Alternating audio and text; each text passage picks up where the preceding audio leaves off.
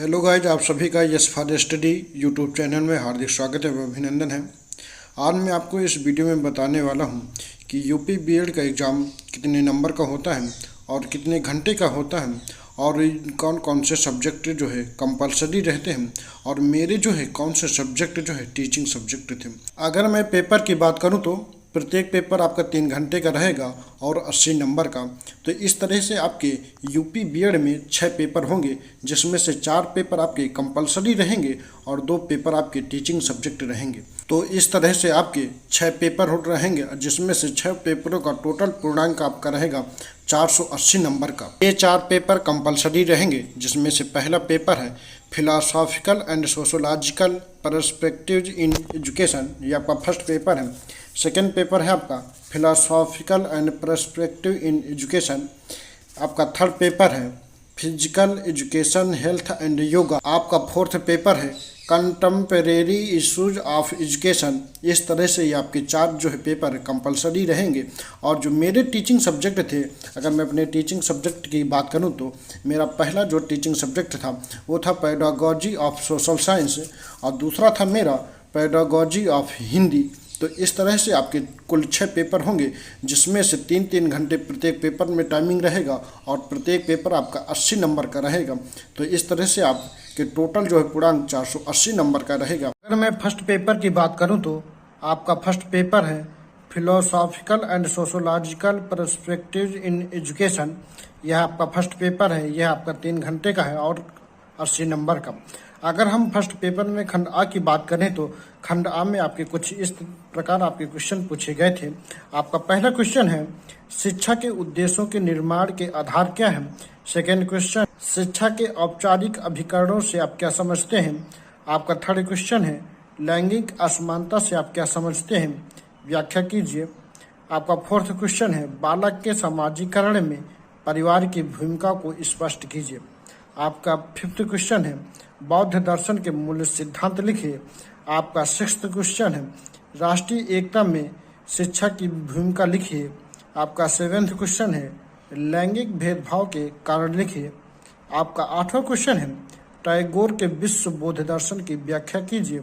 आपका 9th question है एक शिक्षा शास्त्र के रूप में विवेकानंद का मूल्यांकन कीजिए। आपका 10th क्वेश्चन है गांधी जी के शैक्षिक विचारों का वर्णन कीजिए।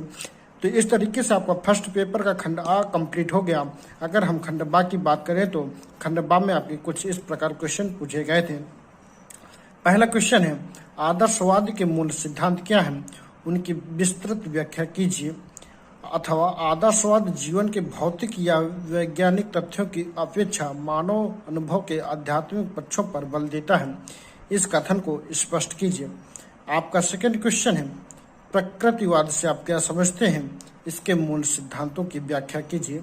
अथवा प्रकृतिवाद आधुनिक युग में शिक्षा के क्षेत्र में बाजी हार चुका है, इस कथन की विवेचना कीजिए।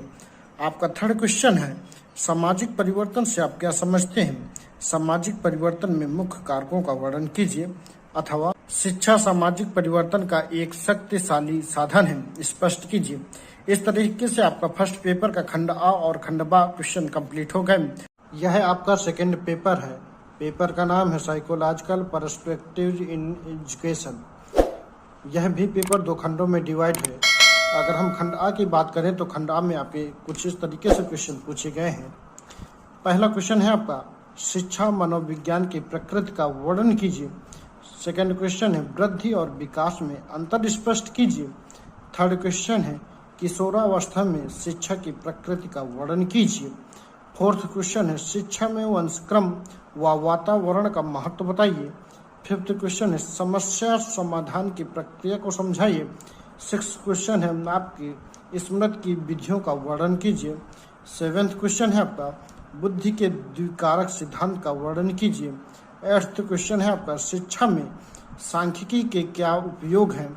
आपका 9th क्वेश्चन है सह संबंध को परिभाषित कीजिए तथा इसके उपयोग को समझाइए। आपका 10th क्वेश्चन है माध्यांक क्या है, दिए गए अंकों का माध्यांक ज्ञात कीजिए। आपका अंक है 4, 6, 8, 8, 10, 12, 16, 16। इस तरीके से आपका खंड आ समाप्त हुआ। अगर हम खंड बा की बात करें तो खंड बा में कुछ इस तरीके से आपके क्वेश्चन आए हुए थे। आपका पहला क्वेश्चन है, शिक्षा मनोविज्ञान को परिभाषित कीजिए, इसके कार्य क्षेत्र व उपयोगिता का वर्णन कीजिए। अथवा अधिगम को परिभाषित कीजिए, पावलोव के अधिगम सिद्धांत का वर्णन कीजिए। सेकंड क्वेश्चन है, वृद्धि व विकास को परिभाषित कीजिए, विकास के विभिन्न सिद्धांतों की व्याख्या कीजिए। अथवा मध्यमान को परिभाषित कीजिए, नीचे दिए गए आंकड़ों से मध्यमान ज्ञात कीजिए। ये कुछ इस तरीके से आपका क्या कहते हैं सारणी होगी और इसी हमें सारणी के माध्यम से मध्यमान ज्ञात करना है। आइए अगर हम थर्ड क्वेश्चन की बात करें तो आपका थर्ड क्वेश्चन कुछ इस प्रकार है, किशोरावस्था को परिभाषित कीजिए, किशोरावस्था की विशेषताओं का वर्णन कीजिए। अथवा व्यक्तित्व को परिभाषित कीजिए, व्यक्तित्व के शील गुण सिद्धांत की विस्तार से व्याख्या कीजिए। तो इस तरीके से आपका सेकंड पेपर भी कंप्लीट हो गया। मैं थर्ड पेपर की बात करूं तो आपका थर्ड पेपर है physical education, health and yoga.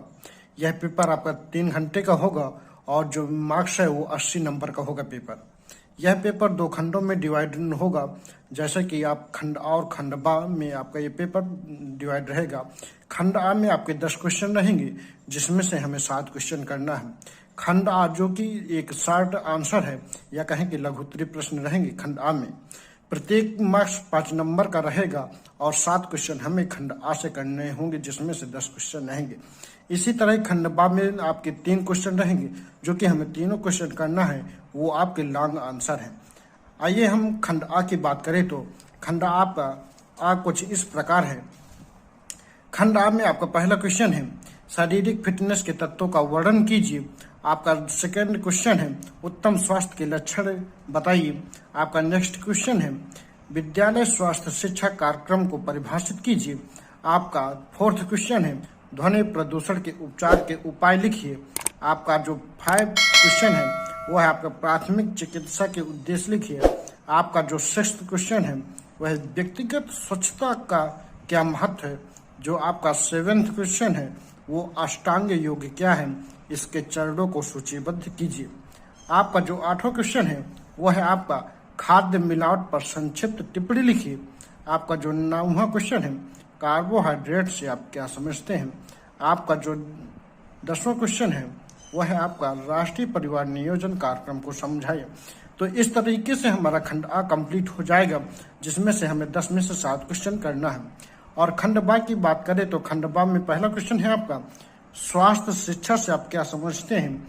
स्वास्थ्य शिक्षा के विभिन्न उद्देश्यों एवं सिद्धांतों का वर्णन कीजिए। आपका सेकंड क्वेश्चन है इसी का मलेरिया रोग से आप क्या समझते हैं और राष्ट्रीय मलेरिया उन्मूलन नियंत्रण कार्यक्रम को समझाइए। यह आपका पहला क्वेश्चन है जो कि अथवा में है, आप इन दोनों में से कोई एक क्वेश्चन करेंगे। इसी तरह आपका सेकंड क्वेश्चन है शारीरिक स्वास्थ्य क्या है, स्वास्थ्य को प्रभावित करने वाले कारक को विस्तार से बताइए। अथवा घाव से क्या आशय है, ये कितने प्रकार के होते हैं, घाव के लिए प्राथमिक उपचार की चर्चा कीजिए। यह आपका सेकंड क्वेश्चन रहा और इसमें से आपको एक क्वेश्चन करना है। आपका थर्ड क्वेश्चन है व्यक्तिगत स्वच्छता क्या है, व्यक्तिगत स्वास्थ्य विज्ञान पर एक संक्षिप्त टिप्पणी लिखिए। अथवा आधुनिक जीवन में योग की भूमिका का उल्लेख कीजिए, योग का शारीरिक शिक्षा एवं खेलों में महत्व बताइए। तो आपका इस तरीके से पेपर नंबर 3 कंप्लीट हो गया। आइए बात करें पेपर नंबर 4 की। अगर हम खंड आ की बात करें तो आपका खंड आ कुछ इस प्रकार है और यह आपका जो है 4th पेपर है।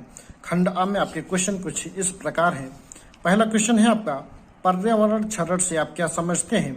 इसके बाद सेकंड क्वेश्चन है मानवाधिकार शिक्षा के लक्ष्य एवं उद्देश्य क्या है। थर्ड क्वेश्चन, भारत में दूरस्थ शिक्षा के बढ़ावा देने की आवश्यकताओं का वर्णन कीजिए। फोर्थ क्वेश्चन है पर्यावरण शिक्षा की आवश्यकता व महत्व की संक्षिप्त विवेचना कीजिए। नेक्स्ट क्वेश्चन है शिक्षा एक विनिवेश के रूप में कैसे है, संक्षेप में लिखिए। नेक्स्ट क्वेश्चन है आपका भारत में शैक्षिक अवसरों की समानता की क्यों आवश्यकता है। नेक्स्ट क्वेश्चन है सामाजिक परिवर्तन में आने वाली बाधाएं बताइए। नेक्स्ट क्वेश्चन है आपका स्त्री शिक्षा के महत्व और आवश्यकता पर प्रकाश डालिए। नेक्स्ट क्वेश्चन है निजीकरण के शिक्षा पर सकारात्मक और नकारात्मक प्रभाव लिखिए।